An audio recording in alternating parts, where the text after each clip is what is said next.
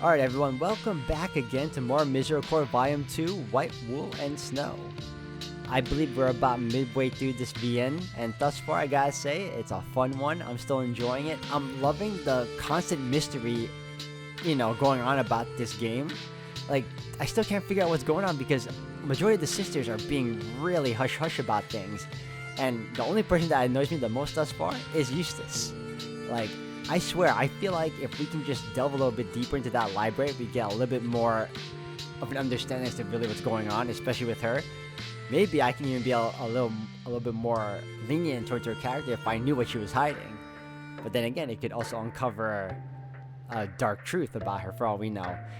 And then not to mention the fact that Flora also has a little secret of her own that could be very problematic if it turns out to be what Hedwig is thinking particularly true.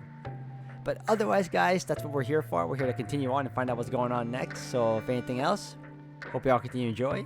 Thank you again for all love and support. And here we go. That was that then. God was determined to make sure I held to my promise. A week of subterfuge. I squirmed in my seat, pretending to stretch so as to not look too obvious. Eustace was still looking at me from across the chapel. Her expression was as blank as ever. I could only hope that my explanation had satisfied her. She knew what I was really up to, but she also knew that I was a devout. She found me pious to a fault, in fact. I felt a little faint, realizing that I now had an even harder deadline. As I turned to face the front again, I caught Angela's eye. I nodded as gently as I could. Loath as I was to associate with her, Angela was the only ally I had. Turning away, I couldn't help but lament how much both women's gazes bothered me. Why did people only ever look at me when something was wrong? Service ended, and we all filed out of the chapel. The wind was picking up and it was beginning to rain. I had work to do in the library, of course, but I could think in there. Of course, I would need to be wary of Eustace sitting directly across from me. I fretted silently as I walked through the cloister with the others. One by one and two by two, individuals in pairs broke off from the gaggle and left to complete their meager tasks for the day. I tried to keep track of where everyone was going, even though I would have no way to know where they would end up when they left my sight. Charity and Marta took their chairs in the cloister. Adela headed to the cellars. Darcy toward the kitchens. Catherine and Margaret to the garden. Mara skipped ahead of us up the stairs. The bishop and the superior to her office. Eustace, meanwhile, was busy wheeling Flora backward up the stairs as I passed her. I saw Mara disappear into the dorms, then realized. I warn you, Flora, this would be a bit boring. What is it around here? Fair enough. Flora is joining us in the library? Yes. It's our turn. Don't sound too excited. It's no problem. She opened the door and awkwardly dragged Flora's wheelbarrow inside. Just know, we are going to be working. Quietly. Yeah. I'll keep to myself. I'll just read Summit. I took my seat. Eustace maneuvered Flora between our two desks. Can you put me further in? What am I supposed to do sitting here? Tell me what you want to read and I'll go find it. I was already having trouble focusing on anything. See, that's my problem with Eustace. Dude, let the girl wander around on her cart and let her find a book. But no, you gotta go to all the trouble and be all suspicious and get stuff yourself. That's a red flag. To me, anyway. I don't know that kind of thing off the top of my head. Well, think of something. Just put me a bit further in. No, you'll knock something over. I'll be a real pest if I don't find something to read. Eustace rolled her eyes and jerked the handles of the barrel back up. She pushed Flora closer to the specialty shelf I remember being shown on my first tour of the library. Surely there's enough in there to keep you occupied. Better than nothing, I suppose. Thank goodness for that. She plopped the barrel back down and slumped into her chair. I could sense that she was unhappy with how close Flora was to her work. That made two of us, I suppose. I bristled, thinking back to the one mystery I had managed to solve around here. I opened my chronicles and tried to set to work. I realized that given we had taken a holiday in between, I had a tall order to fill. Recounting the day that put Flora in that wheelbarrow. Was it proper to out Flora as one who summoned the devil? Should the details be mentioned at all? I struggled with these questions for a while, idly twirling my quill in my hand. Flora was still bothering Eustace on the other side of the room. These all look boring. Well, that's a problem with your taste, isn't it? Pick something. Explore something new. All the good stuff is further in the back, I reckon. Do you still have that book, Scapulency? No. Curiosity got the better of me. I could not help myself. Anything with Mancy appended to it got me rather worried. What is that?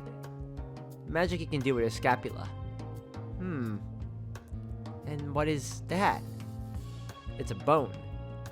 Sort of a big triangle on your back. The Greeks used to tell the future with them or something. I never got to read much about it. Thank goodness for that. I don't believe we should have any books on such a subject. You're in luck then. We do not. We used to. We shouldn't have. I quite agreed. Not sure what you're fussing about. It's just interesting, that's all. Adela has her tarot cards. As much as I disapprove of those, they are at least not made of bone. Quiet, please. I am rather busy. What are you working on? I could help. I don't need any help. What about you, Hedwig? Flora was shouting at me from the spot Eustace had parked the wheelbarrow. What are you working on? You're the chronicler now, right? Yes. What are you writing about today?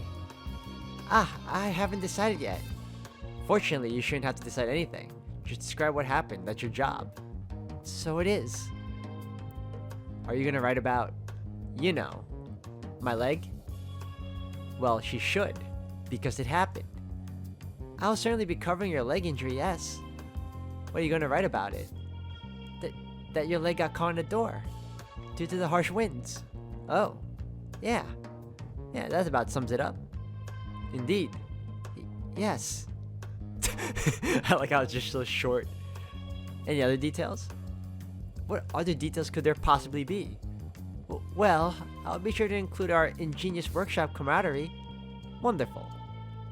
Well, what about yesterday then? Bit of a blank that one, innit? We had a holiday. I imagine she'll just write that we had a holiday then. Correct, Hedwig? Yes. There was so much I could have written about, but it would likely have drained my life's essence to put it on paper. I was grateful for Eustace's terseness for once. Sounds like an easy job, to be honest. What do you do all day when you're not chronicling? Don't be nosy. I suppose I just flit about and see if anybody needs my help. Potential devil worship aside, I was beginning to become rather irritated with Flora's petty behavior. Hadn't I saved her life not 2 days ago? Forgive me my pride, but I rather think I would have been justified in expecting a little bit of contrition. I have a lot to learn. It's good for me to touch a lot of things, get a feel for how everything works outside of my cell. Right. I'd appreciate some silence. I have a lot of papers to sort through. What did you do again, Eustace? Shh! Flora fell silent. I could see her sulking. Occasionally, she would sigh loudly in a plea for attention. I tried to focus on my tasks. I described the night of Flora's injury as best I could. I omitted the supernatural truth in favor of the tangible details. We all searched for Sister Flora. At night, I heard a terrible sound. I followed the noise and discovered Sister Flora running through the hall. Her leg got caught in the upstairs door and was broken. It wasn't the entire truth, but it was at the very least not a lie. I could rest somewhat easy with that. I glanced over at my desk at Flora. She was looking huffy, arms folded across her chest. I marveled at her for a moment. What the hell? Her, I thought to myself. She could bring about something as terrible as that beast in the hallway. You need something? Oh, no. Oh. Just you were gawking at me all weird like. I'm just happy you're safe. Yeah? Yes, of course I am. So am I. We all are. Funny. Doesn't feel like it. What do you mean? Seems like everyone's sick of looking after me already. It's not like I asked for it. You still got a leg because of me. Did you know that? I could hear Eustace tapping. Flora's metal boot with her quill. Sure. Just, you lot have to push me all about now. I can hear people whispering. I'm not stupid. I doubt it's about you. It was hard trying to talk to someone out of the same thoughts I had every day, especially when I knew for a fact that Flora was correct. I remembered the looks Margaret had shot me and how exasperated Moira had seemed after trolleying Flora around for a spell. And I had my own dark suspicions, of course. Like I said, I'm not stupid. You'll be fine. Maybe it's time to take up a hobby. Well, I've been enjoying reading, but apparently that's annoying to some people around here. Honestly, you'll learn to read, my uncle said. A monastery will make you clever. Never mentioned that the elder sisters might not want you to read their precious books. Catherine II used to let me read loads of cool stuff. I'll get down from the cross, Flora. Eustace! Don't you start. I'll get off the cross if you let me choose a bloody book. I said you could pick anything you like from that shelf. What about the other shelves? There's more books on that shelf there than most people in the country see in their whole bloody lives. Surely you're not too good for it. She paused. Liber or Bonnie. What is that? A poem about proper manners for gentlemen. That sounds fucking boring. It's 200 years old. That sounds even more boring. It's history. You'll be history when I get out of this chair. Hedwig, are you finished with your work for the day? Yes, as a matter of fact. Good. Would you mind taking Flora for a lap around the cloister? Anything's better than this. Very well. She doesn't want her anywhere near her books at the moment. I would like to see the back of that library, just to see what she's hiding. I closed my book and put away my quill and ink, then hastily made my way over to Flora's wheelbarrow. Thank you. Yeah, thanks. Thanks for nothing, Eustace. I tried to cart Flora out of the library as fast as I could, but I wasn't quick enough to avoid one more spiteful exchange. Eustace shot Flora a nasty glance from behind the piles of papers in her desk as I repositioned the barrow. Flora returned fire by sticking out her tongue quite rudely. Getting Flora to the doors was rather unwieldy, and the barrow itself was heavier than I expected. Honestly, what's her problem? I think she's just very busy. That's what I don't get. If she hates me so much, just let me muck around out of her sight. There's loads of books in there. Those shelves go on for ages. I think she's just very particular. Don't I know it? I wheeled her toward the stairs to the cloister. Careful going down these. Margaret goes much too fast and it's hell in my bum. Of course. So, how's the wheelbarrow? How's the wheelbarrow? Do I like being in a wheelbarrow? What the fuck do you want me to say? Forget I asked. It was a silly question. Too right. It's better than the alternative, I suppose. Better than being dead? Yeah. You think that thing would have killed me? We made it downstairs. Luckily, there was nobody around to hear our conversation. I think it might have killed us both. Yeah. We trundled along in silence. I had no real idea what to say. I was shaking. I felt tired. I felt exposed to the elements and weathered. There was simply too much going on and I was pushing a potential devil worshipper around. I wanted to ask the Lord for strength, but that felt like pushing my luck. After yesterday's antics, I was lucky I was being smited where I stood. Instead, I tested the waters with Flora. Perhaps I could solve at least one riddle while I had her alone. Do you know what that thing was? I have a guess. What's your guess? I think it's Catherine. My blood ran cold.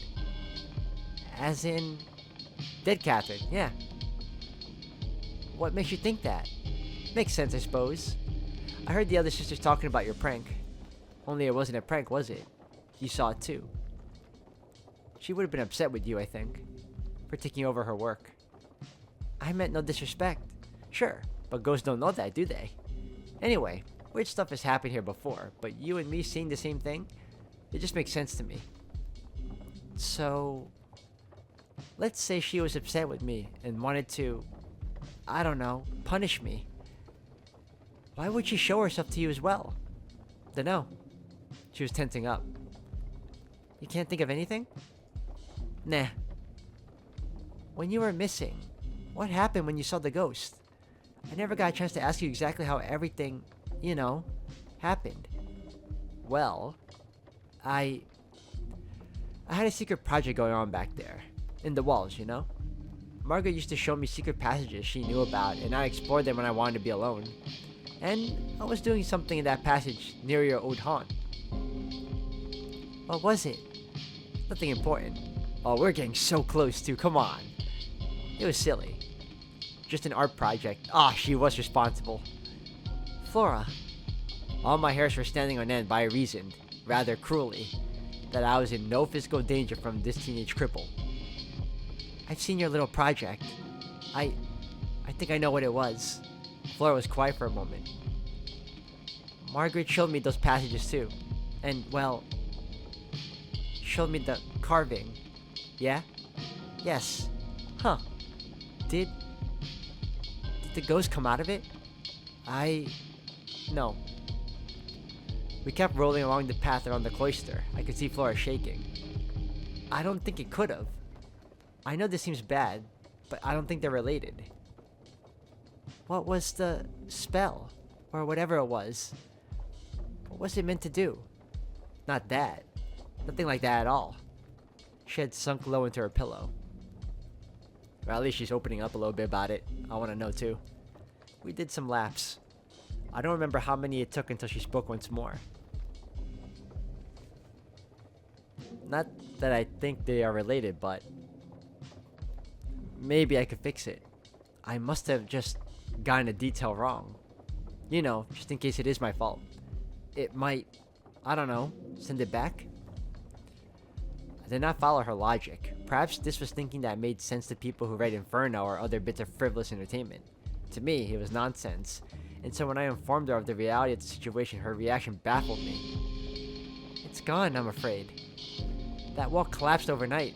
You're joking. I'm not. You're joking and it's not very fucking funny. I really am not. Flora tilted her head back and let out a horrible wail. I shrunk. Surely the whole Abbey had heard her and we would be inundated with attention soon. It's just gone?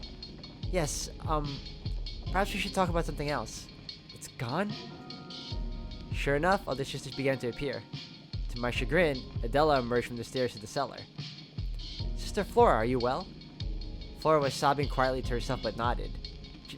Just sick of this bloody wheelbarrow. Oh dear. Is Marta down there today? Not at the moment. Can I come sit in the cellars with you for a bit? Adela glanced at me quickly. Of course. Would you like me to take you from here, Sister Hedwig? I had no intention of abandoning you. You wouldn't be. I just want to change the scenery. I gripped the handles of the wheelbarrow tightly. All will be well, Sister Hedwig, truly. I don't doubt that, only I was not sure what I was feeling. I relinquished my grip on the wheelbarrow. Adela took the handles from me and began making idle conversation with Flora as they departed somewhat awkwardly down the stairs. I was left alone in the cloister, although it was not for long.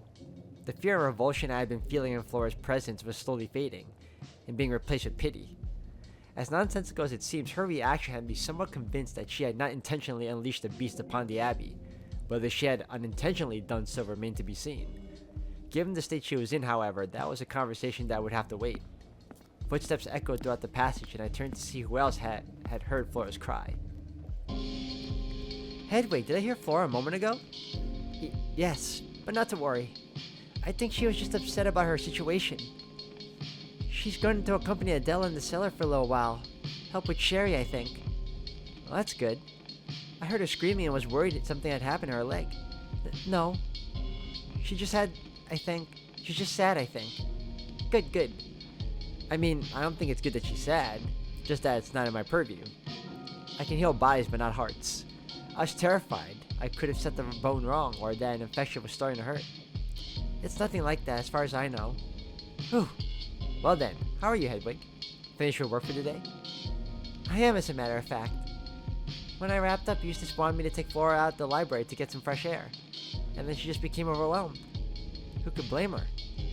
Who indeed? What about you, Mara? Done for the day? Oh goodness, no. I'm all over the place today. Darcy needed some help with her plants, and I was actually just on my way to inspect some of the food stocks. Inspect? Just to see if it's all edible. Captain used to be a bit paranoid about food, and I guess it stuck. Oh, goodness.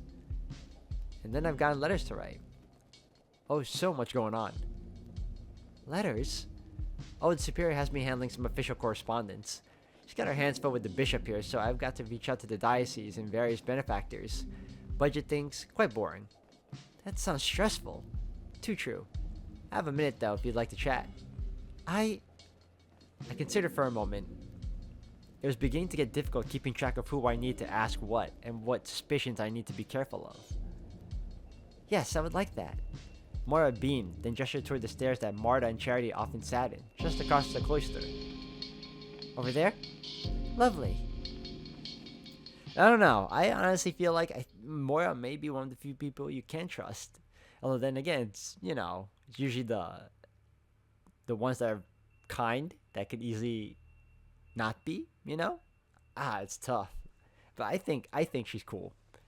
We made our way to the seats and made ourselves comfortable. The air was cool and pleasant. The rain was letting up. Moira let out a heavy sigh as she lowered herself onto the chair. For a moment, I sensed the true weight of the work she took on. Her chipper self returned in an instant, however. So, how was your little fish fry-up last night? Eventful. Oh, that doesn't sound like Eustace. I would have expected it to be rather quiet. It was at first, I suppose. Darcy and Adela showed up eventually, though. Oh, how fun. What'd y'all get up to? I met Moira's innocent gaze. There wasn't a hint of sarcasm or euphemism in her tone. She was as bright-eyed and friendly as always. I hadn't entered this conversation with any intent of telling her the truth, but I broke down into tears almost instantly upon looking at her face.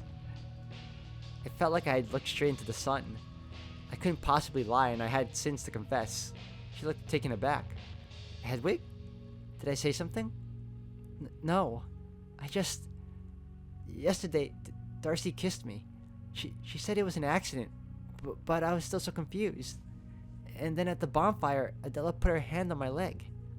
Oh, that's rather normal. I do realize that I must have been quite shocked, though. I'm rather surprised to tell you the truth. I was under the impression everyone was going to try and, ease you into that knowledge. Ease? I was certainly not eased. That sort of behavior, the touching and so on, is rather common here. Common? Yes. I don't know what to think about it, really. I've been running through the scripture in my head, and I cannot find anything to hold on to that says, no, that is wrong. But it certainly doesn't feel right. It doesn't feel like it's in the spirit of the scripture. I know that Aquinas certainly wouldn't approve, and he's far cleverer than I could hope to be. It felt wrong to you? I wouldn't let a man touch me in that manner. And if it would be wrong with a man, then it would be wrong with a woman. Perhaps more so, I'm not sure. A new sin? One not recorded yet, but it feels self-evident. I saw Moira nod slowly, deep in thought. You would make a very interesting theosopher. I certainly understand what you mean. I must admit it. It took me a long time to come around to the idea. Do you partake? That's a very prior question, Hedwig. But I would wager everyone else here does. Well, not Flora. That was an interesting time. When we took on such a young oblate, everybody vowed to keep it all a bit more quiet, so to speak. For a while, it was rather out in the open. We kept the Superior in the dark, of course, but you know how hands-off she can be.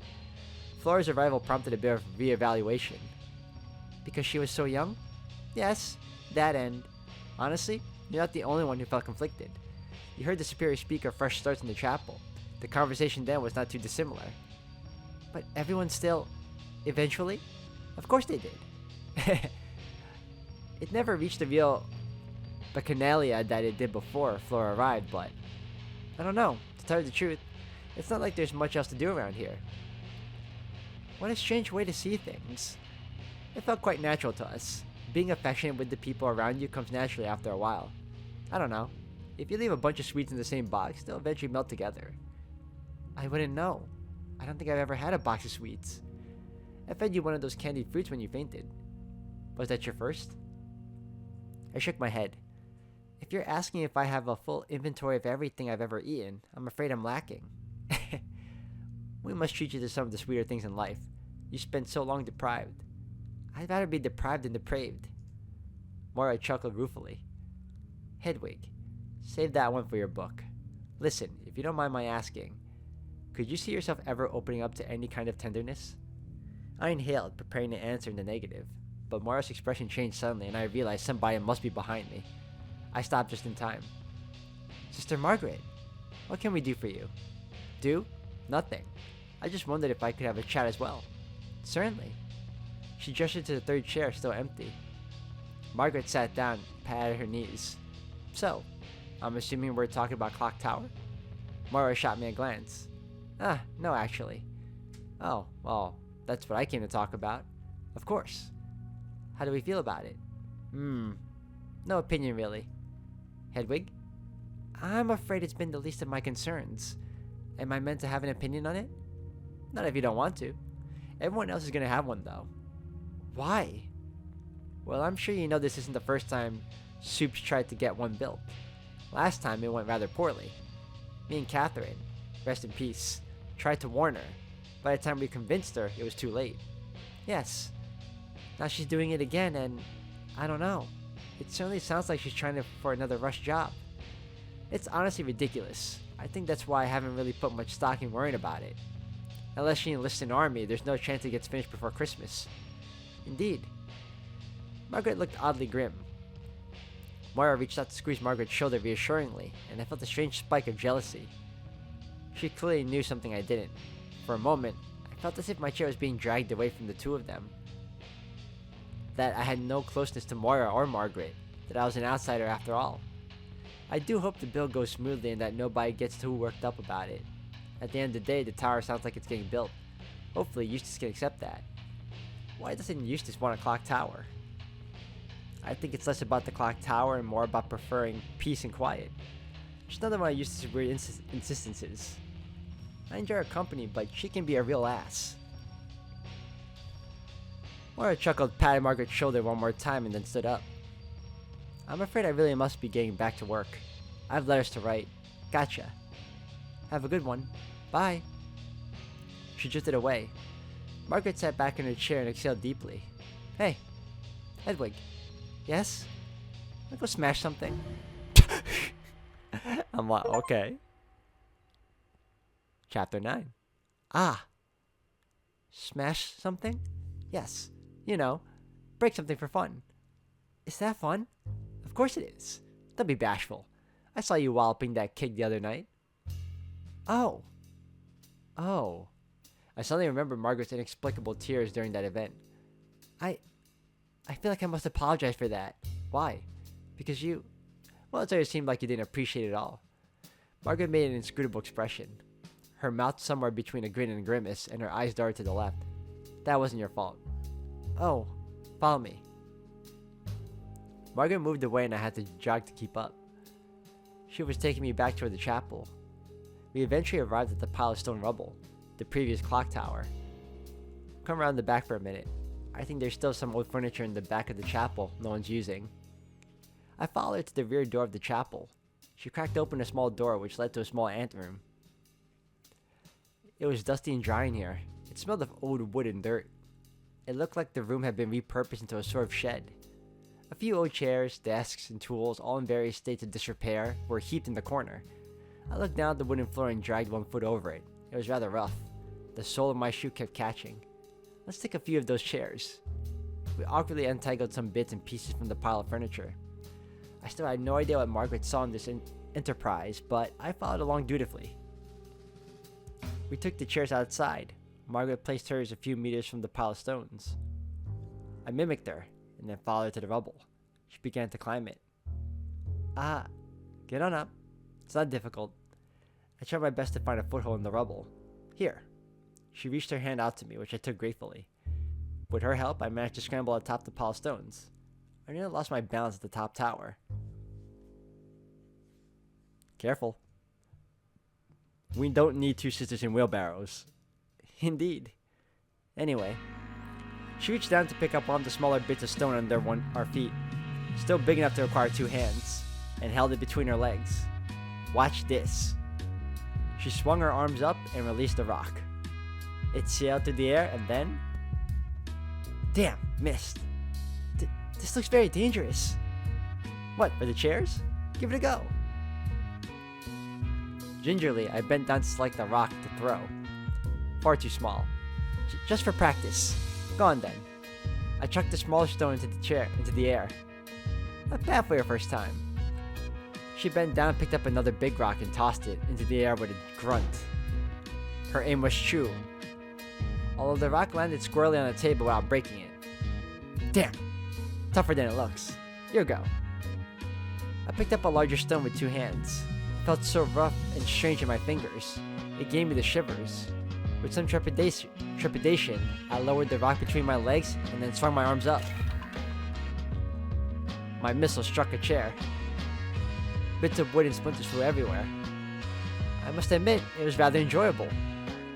There you go. We began to launch rocks in tandem. Our rhythm built up to the point that I don't believe either of us were really thinking too hard about what we were doing. I assumed this is why Margaret had suggested the activity in the first place. The throws became second nature, and the dull thuds of missed shots and the crunching of successful ones eventually became nothing but pleasant background noise. We moved effortlessly enough to be able to converse mid-throw. Whose fault was it? Whose fault was that what? Oh, the other night. You said whatever was bothering you in the cellar wasn't my fault. I was just curious. A bit nosy. I'm just concerned for your sake. It was nobody's fault, really. I just didn't like any of it very much. Because it was Catherine's sherry? You bought Eustace's reasoning? I think it was rather nice. So did everyone else, I think. Which means that I'm just being unreasonable. I wouldn't say that. You were the one who told me that I shouldn't have to change my behavior just to match everyone else. I did say that to you, didn't I? Oh, I don't know. I think. There's an element of it that you wouldn't understand. So it is unreasonable of me to be upset with anyone mostly. Mostly? Anyone. I see. Are you sure I wouldn't understand? Yes. Very well. You can ask if you'd like. Well, tell me, and then I can either understand or not. Nice try. I'm being honest. So am I. She grunted again and she hurled a particular large stone into the air. It collided with a chair and left a gaping hole in the middle. I don't want to burden you with old things. We have plenty of new things to worry about, huh? Like Flora. Yes. Did you know that carving I showed you disappeared? Yes. The wall fell away. That's odd, isn't it? It is. Do you know why I showed you that? I assume it was to show me what a strange abbey this is? Indeed. It seems stranger still that it's gone now, doesn't it? Are you upset with me? No, Hedwig. I'm actually hoping you'll help me now. I'm trying to decide how scared I should be. I'm not a very superstitious person, but when Catherine told me that wall had started crumbling, well, that made me nervous. I have a horrible suspicion that the ghost I keep seeing was, I don't know, summoned through that wretched carving. It does make a certain amount of sense in the back of your mind, doesn't it? Yes. You wouldn't lie to me about ghosts the same way you lie to me about sex, would you? I was not lying about that. Margaret grinned wide. Very well.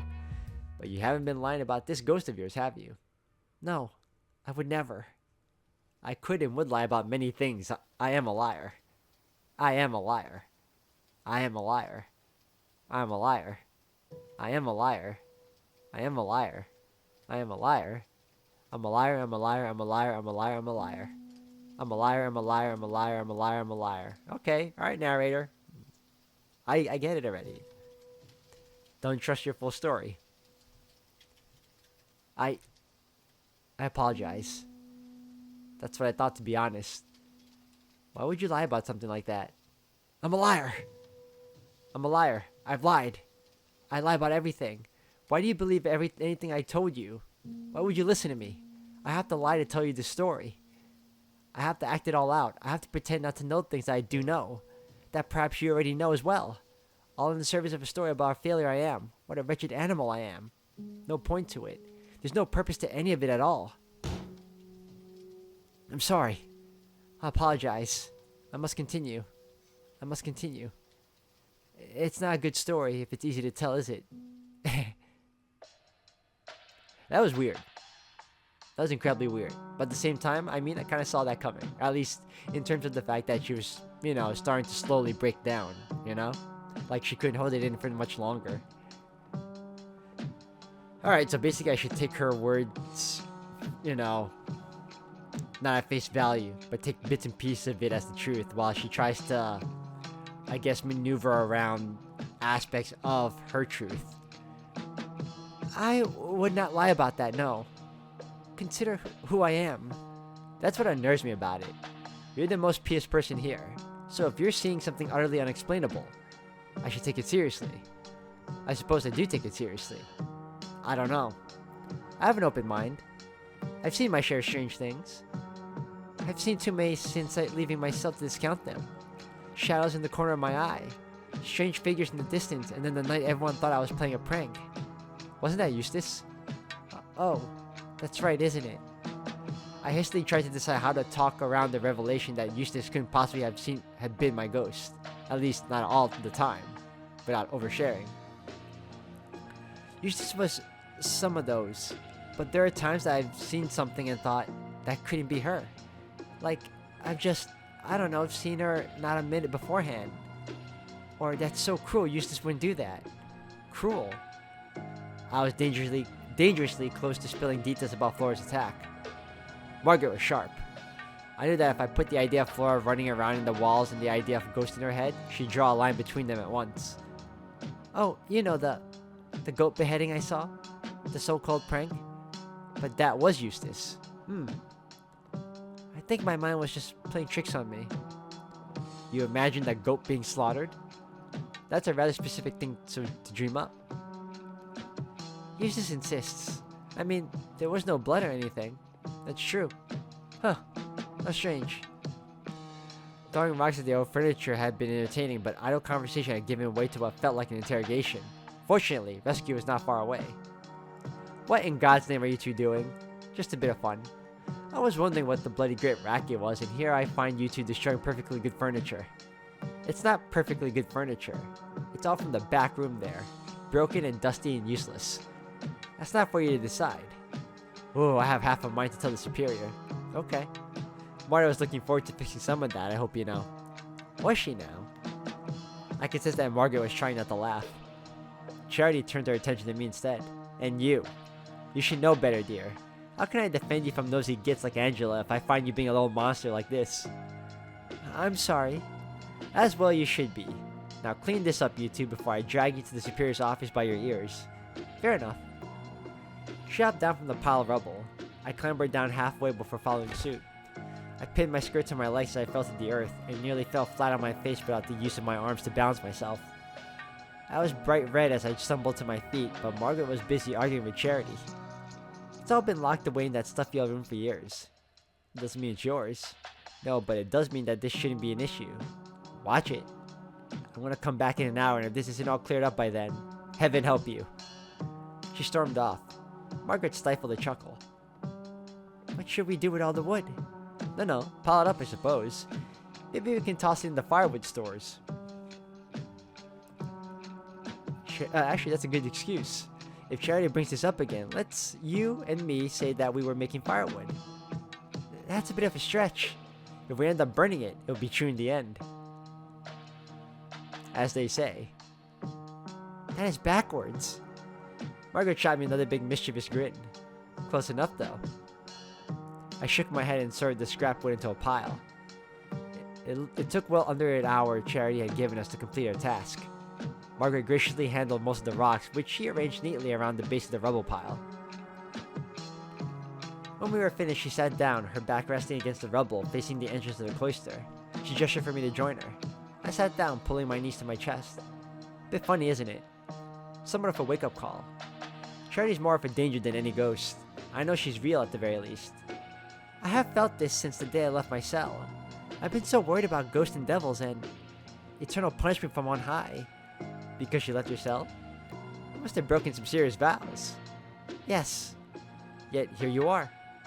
Here I am. She looked at me sideways. I find that admirable, you know? I'm not sure you should. Don't be modest. It'd be difficult for anyone to make a go at it after something like that. Everyone here has had a rough go at it at one point or another, but I don't think anything compares to being locked in a box for most of your life. I wouldn't put it that way. I've been wondering, was it really your idea to leave? Yes. Liar. See, that's admirable. You heard about Catherine and thought, I can make a massive sacrifice to help heal this wound. What do you mean? You know, stepping in to fill a role? That's rather selfless. You didn't even know her.